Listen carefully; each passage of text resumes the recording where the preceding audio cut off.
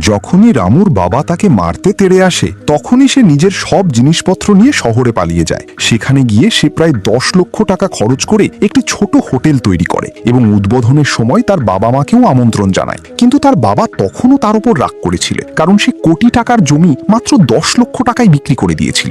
Ramu hotel খুললেও অনেক দিন অপেক্ষা করার পরও তার দোকানে একটি কাস্টমারও আসতো না। প্রতিদিন সে দোকান খুলে বসে থাকতো, তারপর হতাশ হয়ে বন্ধ করে চলে যেত।